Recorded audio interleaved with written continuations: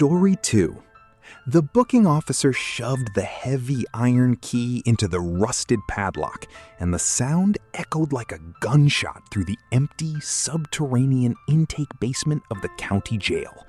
I was a newly hired night shift custodian, tasked with cleaning the ancient subterranean holding cells that everyone else intentionally avoided. The air down there was perpetually damp and freezing cold, carrying a distinct metallic tang of rust and old dried blood. As the guard turned to leave, he looked at me with a hollow, warning stare and muttered, "Don't look into cell 4, no matter what you hear." The heavy steel security door slammed shut behind him, locking me alone in the subterranean concrete labyrinth. The silence was immediate and oppressive, broken only by the rhythmic dripping of an old pipe. I turned on my floor buffer, the loud machine whirring to life, providing a false sense of security. I kept my eyes glued to the concrete floor, pushing the heavy buffer back and forth as the soapy water swirled down the central drain.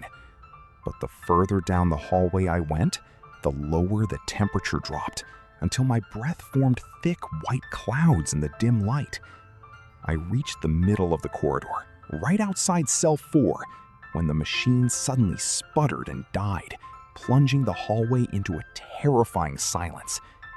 The ambient fluorescent lights overhead began to flicker violently, casting erratic, jerking shadows along the damp, peeling walls. Then, the distinct, unmistakable sound of a heavy metal stool scraping against concrete came from inside the dark cell. My heart pounded furiously against my ribs as a raspy, wheezing voice whispered my actual first name from the darkness. "Help me, please," the voice begged softly. I froze solid, my hands gripping the handle of the broken buffer so tightly my knuckles turned completely white. Standard protocol strictly forbade interacting with inmates, but the intake log on my clipboard clearly stated that this entire basement tier was supposed to be completely vacant tonight. I raised my flashlight, the beam trembling uncontrollably as I pointed it toward the thick, reinforced plexiglass window of cell 4. The glass was heavily smudged from the inside, covered in oily, overlapping handprints that looked desperate and frantic. Through the grime, I could see a shadowy figure sitting hunched over on the concrete bench, its face buried in its hands, weeping softly. As my flashlight beam hit the figure, the weeping abruptly stopped, and the air turned so cold that frost instantly crystallized across the outer glass window. The figure slowly lifted its head, and a primal, suffocating terror gripped my throat, preventing me from screaming. The man had no facial features whatsoever, just a smooth, featureless expanse of pale, rotting skin where his eyes, nose, and mouth should have been. Yet, despite having no mouth, a loud, wet, tearing sound echoed from the center of his blank face as the flesh split open into a jagged, bloody void. The entity stood up with an unnatural, jerky motion, its limbs snapping loudly like dry kindling as it lunged violently toward the window.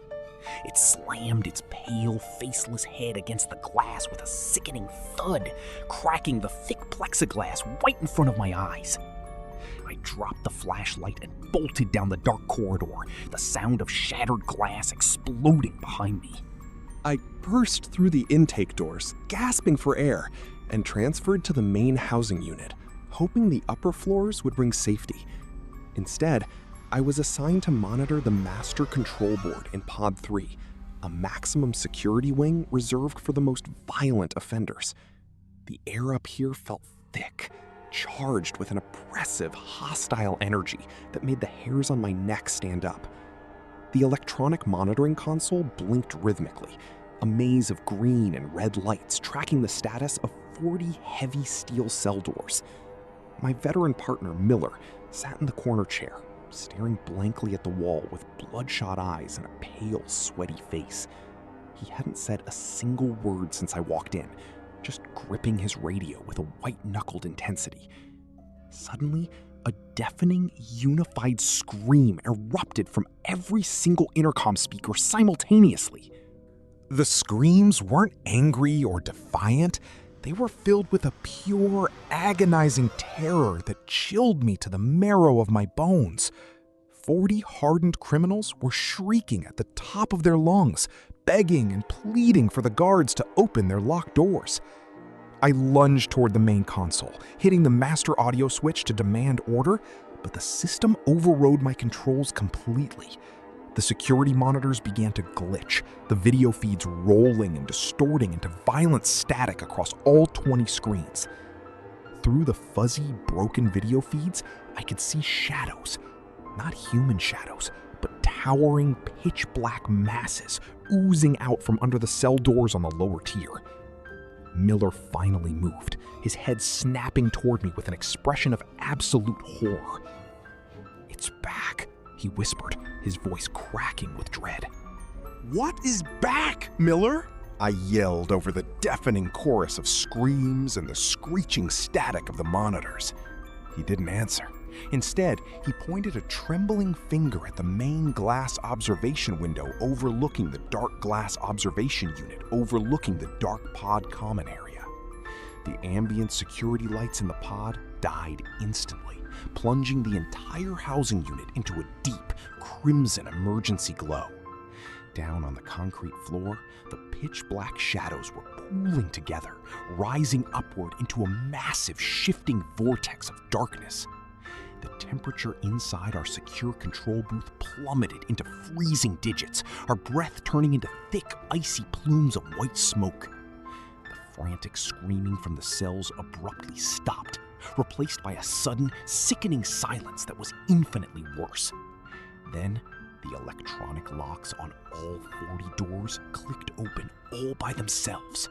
The heavy steel doors swung outward in perfect, eerie unison, creaking loudly on their rusty hinges in the bloody red light. Not a single inmate stepped out into the tier.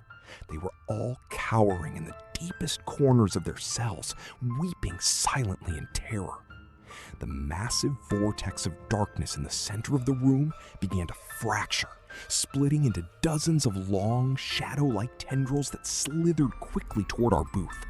They crawled up the concrete pillars, tapping lightly against the reinforced glass window right in front of our terrified faces. The glass began to spiderweb with deep cracks under the intense, icy pressure, a low groaning sound vibrating through the frame. Miller suddenly grabbed his service weapon, pointed it directly at his own temple, and looked at me with completely blacked-out eyes. Before I could lunge to stop him, Miller pulled the trigger, but the gun only clicked empty against his skull.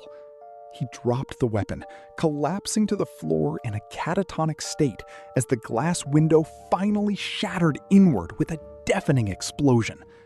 The shadow tendrils flooded the control booth, but instead of attacking, they surged past me, flowing down the rear maintenance stairwell. Terrified, I bolted in the opposite direction, running blindly through the heavy security doors that led straight into the old medical infirmary. The air inside the clinic smelled intensely of rubbing alcohol, copper, and long dead tissue. The modern fluorescent tubes overhead flickered wildly, casting long, jerky shadows across the rows of empty gurneys. I ran to the back pharmacy room, looking for a place to hide, when the heavy metal door slammed shut behind me, locking automatically. I was completely trapped inside the pitch-black pharmacy room, the manual lock refusing to budge when I frantically turned the knob. My breathing was fast and shallow, the absolute darkness pressing against my eyes like a heavy physical weight.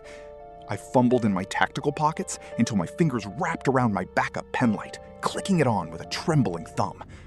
The narrow beam of light swept across the metal shelves, illuminating rows of plastic pill bottles and white medical gauze. Then, the sharp, pungent odor of burning flesh filled the small room, so thick it caused me to gag and cough violently. From the far corner of the room, behind a privacy curtain, came the distinct, rhythmic sound of a heart monitor flatlining. A long, continuous, high-pitched beep echoed off the tiled walls. The continuous beep of the flatline was maddening, vibrating deep inside my skull as the smell of smoke grew thicker. I approached the white privacy curtain with agonizingly slow steps, my boots crunching softly on the sterile floor tile. I reached out a trembling hand, grabbing the edge of the fabric and pulling it aside with a sudden panicked jerk. Laying on the examination table was a badly charred skeletal corpse, its black skin split open to reveal raw red muscle. The body was strapped down securely with heavy leather restraints, the metal buckles strained to their absolute limits.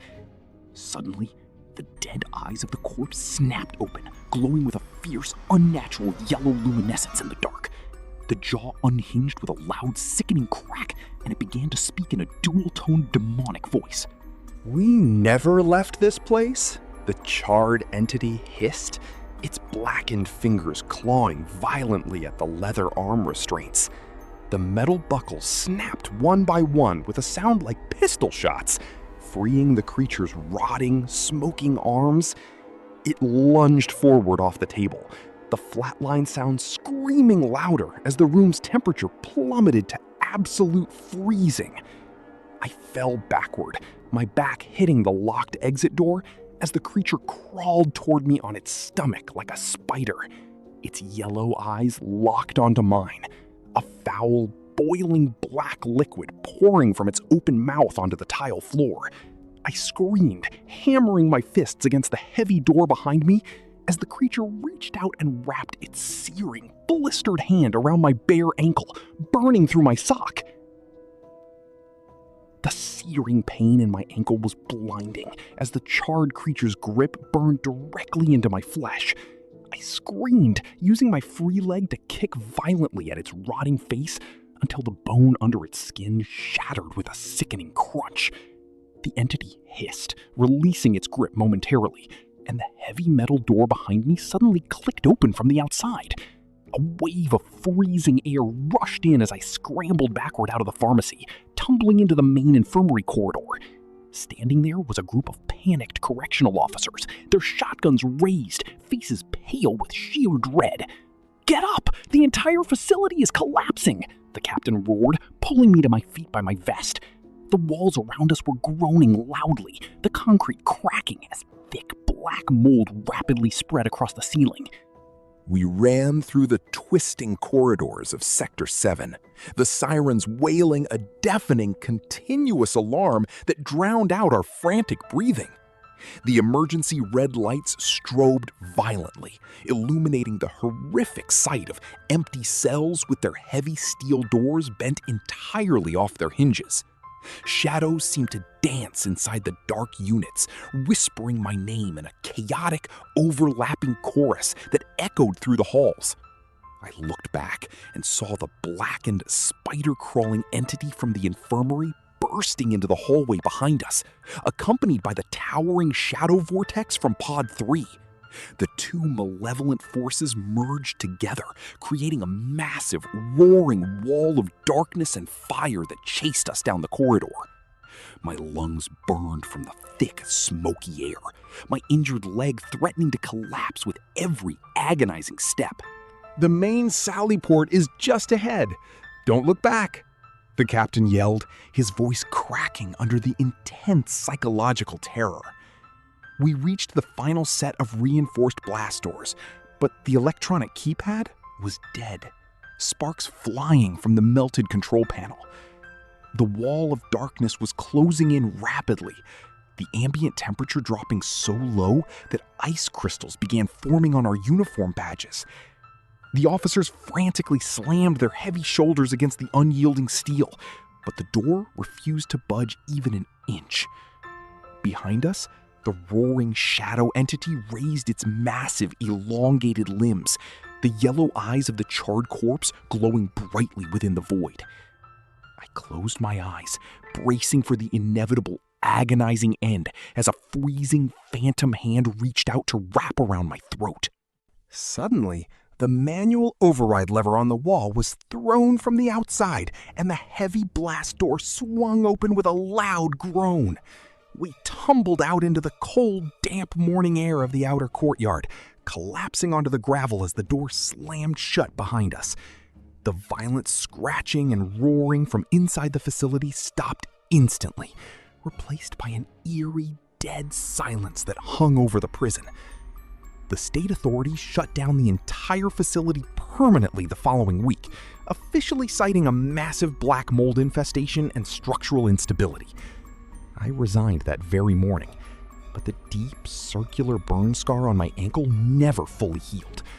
Every night at exactly 3 a.m., my bedroom door handle jiggles violently, and a raspy, mouthless whisper begs me to let them out.